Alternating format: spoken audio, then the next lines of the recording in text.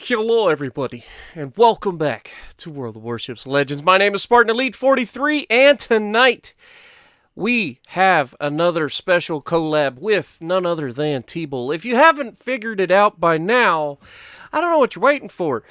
I'll leave a link to his channel in the description below, and let's get this party started. Now, he is in the Shapayev.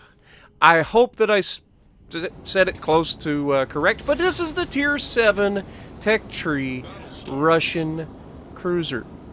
And this thing is pretty nasty looking, not gonna lie. I do like the camo, the Russian camo. I prefer it on my Iowa, but then again, I might be biased. But, sorry, not biased. Yeah, anyway. Tbull and I have decided to do another collaboration, so on his channel you'll find one of my video replays that he's going to commentate in his own style and probably make fun of me for being a potato. So, hopefully you guys enjoy that. Now let's watch.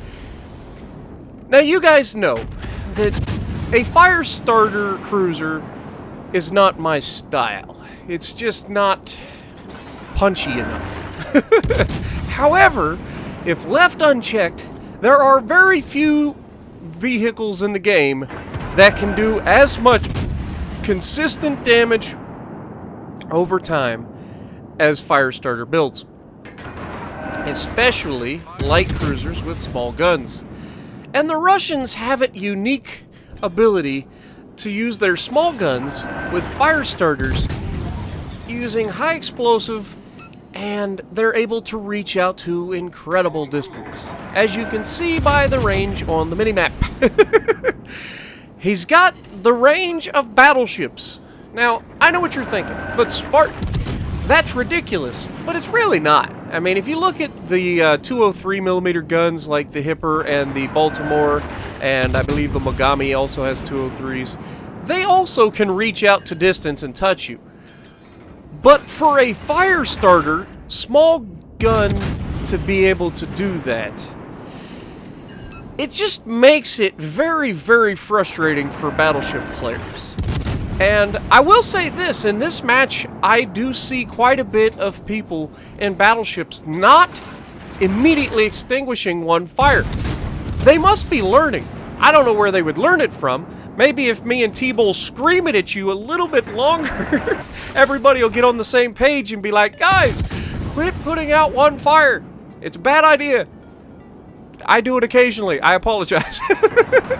But seriously, in all seriousness, you cannot, in today's World of Warships Legends, decide to put out one fire if you are continuously being pummeled by high explosive, because you will be set on fire immediately after your damage control burns out. And then you've got to burn for quite a while. In that time, you will likely be set on fire multiple times, so you will take an enormous amount of damage from fires. Yes, you can heal it back if you survive long enough to do that. And I say that because the amount of high explosive spam going on in World of Warships Legends currently with the Russian cruisers and the Belfast out there, and the Atago out there, and the Mogamis, and the Jean Barts that spam high explosive, and the Iowas that are starting to spam high explosive. I don't know why, but everybody seems to be thinking high explosive is the way to go, which is why I still like to punch people in the face with my armor piercing. Now, early in this match, Tbull's team takes a lead. However, the enemy has just immediately proven that the Kutuzov is not overpowered.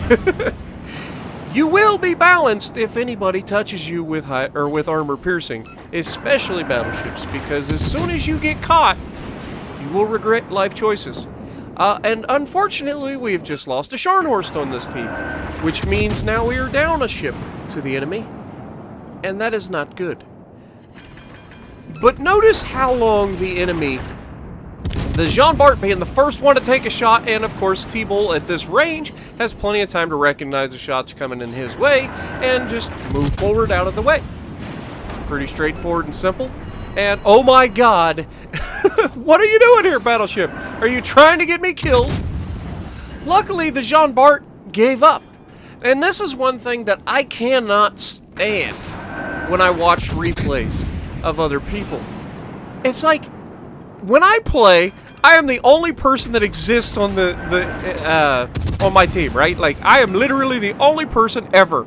Everybody on the enemy team knows me and knows that I exist and where I am on the map, and they immediately target me from 4 quarters of the map. And then I see Tbull sitting in open water, obviously detected. He got shot at once. The Jean Bart just stopped shooting at him. He's like, ah, screw it. He's obviously... And then he gets extremely lucky. The Jean Bart is more than capable of citadeling this thing into oblivion. All he needs is one lucky shot to do it. And, it's just not going to happen. The Jean Bart's getting pummeled from multiple angles. He can't afford to keep shooting at something that's moving very quickly away from him, angled. He's going to try again, and these shots look pretty decent, but we get another fire, and then he just comes up short. Tbull at the very last second, turning away, protecting himself from a potential devastating hit. And that's going to be the theme of this match. Tbull has some of the most ridiculous dodges of incoming fire that he makes it look so effortless. Like you've got to think about so much when you're doing this. Like, and here, this is one of the weird things, and Tbull, I know you're watching this, let me know in the comments below. These turrets don't take that long to rotate, so is it really worth turning a hole all the way back around and locking the guns? You'll have to let me know. Maybe there's a strategic advantage to doing this. I don't know. You are the technical guy. I'm the entertainer guy. So let me know why you went all the way back around with the ship rather than just let the guns turn. Did you save time? I'd be interested to know. Because these are small guns. Yes, they're triple turrets, but they're 152s, and so they're not going to take that long to rotate 180 degrees. But that being said, he is facing the correct way now. He's able to shoot at the enemy ship, and the Fubuki decides to get himself spotted, reversing, and is completely unaware that an entire salvo of 152mm death is heading his way. And he takes all of them right on the chin, gets set on fire. The next salvo's already in the air. He disappears, but gets hit anyway. Luckily for him, that time was only 2. But the smoke screen wasn't from the Fubuki, which means the other enemy destroyer is also here. And the Fubuki must have obviously failed platooned with somebody, because it's a tier 5, and this is a tier 7 match. So the only way the Fubuki gets here is by platooning with somebody of a higher tier. And that somebody is in a destroyer right next to him. And now you can see there are clearly 2 enemy smoke screens right next to each other, which, if these 2 are in a division, which I believe they are, makes no sense whatsoever. And then, even worse, the Akatsuki comes flying out of the other end of the smoke screen, gets detected, and is about to be dealt with in the most, glorious way possible. And that is just an unending stream of high explosive, while their return fire is pretty much useless. Because while it is very effective against lightly armored targets, your HE is going to be next to nothing against a cruiser. At least, a decently armored cruiser. And make no mistake, this thing is not the light cruiser that you would anticipate. It's not a heavy cruiser, but it has enough armor to protect it from small arms fire, is what I'm saying. And the next thing is, he completely disrespects them. He's like, screw it, I'm just gonna leave these guys alone and let them hang themselves. And they do! They just come out. And you can see his team has completely collapsed around him. And this fight is gonna come down to Tbull and one other person on his team right now in an Iowa. That Iowa on the other side of the map and Tbull are the last ones alive. Now, this Colorado's already burning, so I'm not sure why Tbull shot here. But again, he is the guy that knows all of the things, so I trust his judgment. And it may have just been one of those things where he had the guy burning, he didn't know if the guy was going to burn to death, he wanted to ensure it by making sure he hits him one more time, just in case. But as you can see, he's being chased by 2 destroyers, and a Magi, and a Chapayev.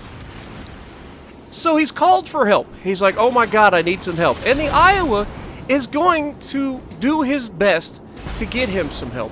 But it's going to take some time, and Tbull has to survive long enough for the Iowa to get involved. Now, here, he makes a pretty good choice.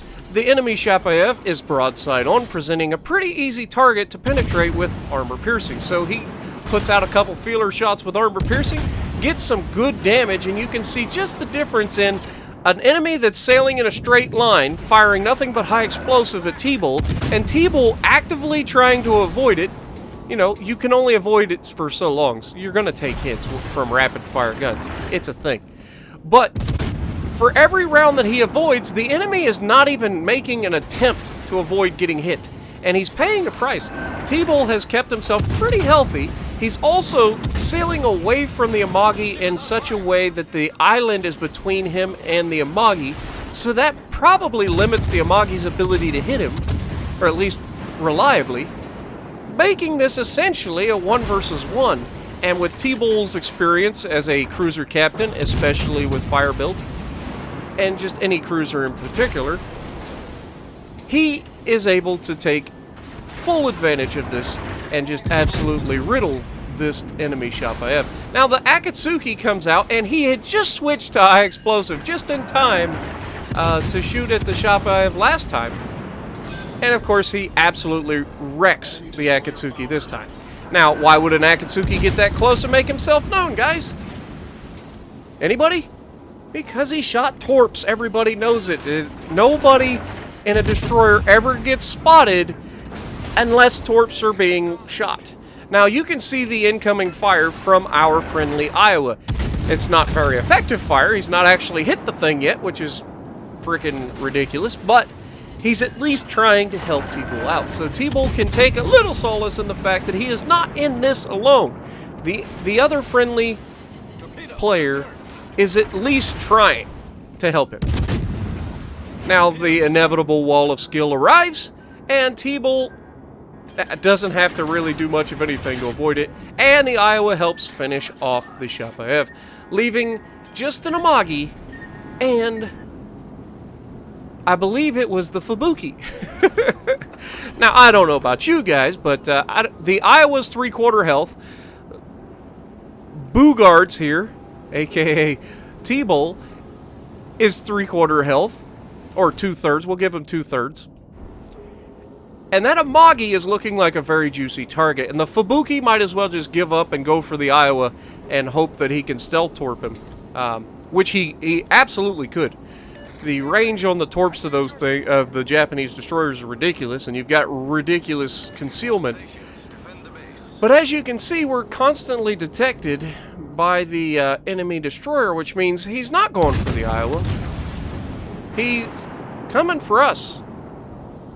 Or at least, he's in a position to spot us, which would lead me to believe he's not in a position to do much to the Iowa, and in the very first salvo, he sets the Amagi on fire. And he's not putting it out. Now, I don't remember the last time he got hit and maybe set on fire, but surely he's got a damage control by now. He's low health, and at this point, there it goes. Damage control has been used, and it is just a matter of time. And there's the dodge. Just fits himself neatly in the gap between all of the rounds, and then gets right back to just launching all hellfire on the man.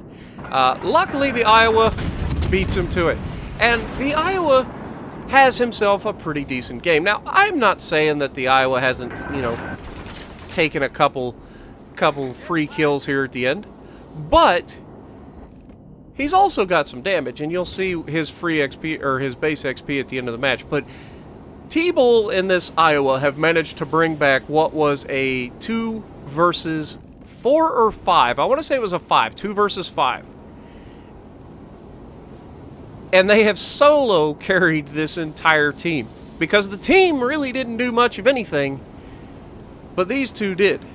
And sometimes that's all you need is one other person on your team that isn't a complete potato. I say it all the time. I'm like, man, if one person on my team wasn't a complete potato, we would have easily cleaned this side up or something along those lines. And this just proves it.